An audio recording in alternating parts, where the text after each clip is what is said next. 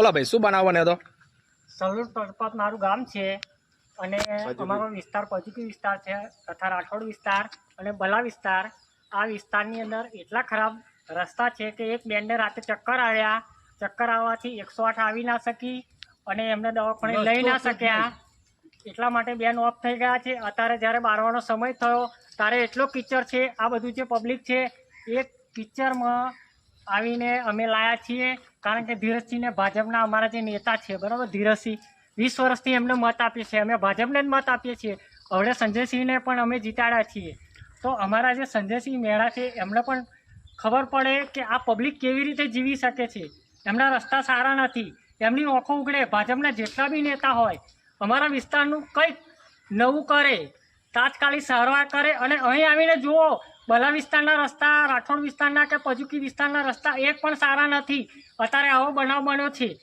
ફરી બી બનાવ બનશે. જે અમારા વિડીયો છે ટ્રેક્ટરમાં અમે લઈને આવ્યા છીએ, એ ટ્રેક્ટરના વિડીયો પણ અમે પાછળ મોકલીએ છીએ. અને અમારા વિસ્તારના જેટલા બી અત્યારે બનાવ બન્યા છે એ વિડીયો અમે અહીં જાહેર કરીએ છીએ. એટલા માટે ધીરજસિંહ, સલુણ તળપતના સરપંચ કે આગળના જે નેતાઓ હોય ભાજપના, એ બધા એવું વિચારે કે આ રસ્તા થવા જ જોઈએ. 20 વર્ષથી આ પબ્લિક વોટ આપે છે અને આજે મારે 20 વર્ષ થયા. મારી 20 વર્ષની ઉંમરથી હું ભાજપને વોટ આપું છું, તો પણ આ 20 વર્ષથી આ રસ્તો નથી થયો.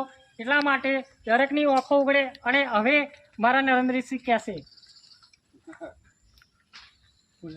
છેલ્લા 20 વર્ષથી ધીરજસિંહને અમે જીતાડીએ છીએ. ભાજપમાં જ વોટ આપીએ છીએ.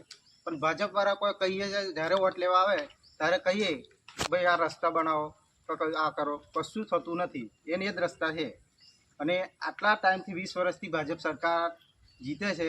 તાલુકા પંચાયત, જિલ્લા પંચાયત, બધામાં ભાજપ જ સરકાર જીતે છે 20 વર્ષ. સંજયસિંહ મેળા તો આ 5 વર્ષથી આવ્યા છે. ચલો આ ફરજ સરકાર ભાજપ સરકારની આવે છે. તો બી પણ ખુદ અમે સંજયસિંહ મેળાના, જો કાકાએ ટી શર્ટ પહેરી છે, બધા જ સંજયસિંહ મેળાના સપોર્ટમાં છે. પણ તો બી કોઈ જોવા આવતું નથી. સ્થાનિક રીતે જોવા જઈએ તો ધીરજસિંહને ઘરના રૂપિયા તો કાઢવાના નહીં, સરકાર જ આપવાની છે ને. સરકાર આપે તો એમને બનાવવાના છે. એમને રજૂઆત આગળ કરે તો બને ને, પણ એમને કરવું જ નથી. એટલે 1700-1800 વોટ છે અમારા આખા વિસ્તારના. બલા વિસ્તાર, શંકરપુરા, મજુકી, તલાવડી. ખાલી મત એકલા જ લેવા આવવાનું. પછી પબ્લિક કઈ રીતે જીવો છે કે આ જુઓ, તમે જોઈ શકો છો. હા, 1700-1500 વોટ છે.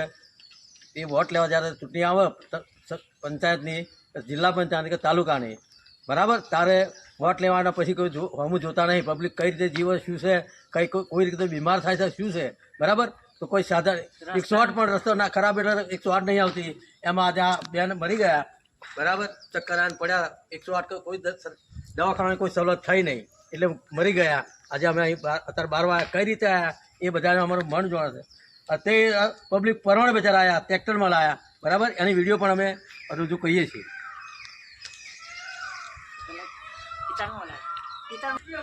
તો મારી આખી સર્વિસ અમારા નડિયાદ નગરપાલિકા, ફતેપુર નગરપાલિકા બની ગયું, જોડે ચકલાસી. પણ સલુર તળપતમાં જે રસ્તા છે હજુ ડમરપટ્ટી એક જ રસ્તો ખાલી બન્યો છે. અત્યાર લગન 20 વર્ષની અંદર એક જ ડમરપટ્ટી રસ્તો બન્યો છે. અને કંઈ શંકરપરાથી મોડીને અમારા જે પજુકી રાઠોડ વિસ્તારમાં એક પણ ડમર રસ્તો બન્યો નથી. અને આવા કાદર કિચડમાં જ અમે ચાલીએ છીએ. એટલે શું 1700-1800 મત ખાલી તમને લેવા માટે જ અમે આપીએ છીએ. તમે ખાલી વોટ લેવા માટે જ આવો. આ કારણથી અમારી જે 1800 મતની પ્રજા છે, હવેથી આ 1800 મત અમે બહિષ્કાર કરીશું અને કોઈને મત નહીં આપીએ. અમારા વિસ્તારમાં સરપંચને પણ નહીં મળે. અમારા વિસ્તારમાં સરપંચ કે ધીરજસિંહ કોઈ બીને મત નહીં આપીએ. હવે મત લેવા આવતા નહીં. કારણ કે પહેલાં રસ્તા સુધારો. અને દરેક પ્રજાને મારે જણાવવાનું, જેના બી રસ્તા આવા હોય એ સરકારને જાણ કરે આવી રીતે, તો સરકારની આંખો ઉગડે. શું રૂપિયા આવતા નથી? તમે બસ લહેર જ કરો છો. તમે તમારા જલસા જ કરો છો. પબ્લિકનું તમારું ભલું થતું જ નથી. ફરી તમારે અમારી જરૂર નહીં પડે? દરેકને જરૂર પડે છે. ફરી અમે 1800 મતનું બહિષ્કાર કરીશું. ફરીથી મત નહીં આપીએ. જય હિન્દ.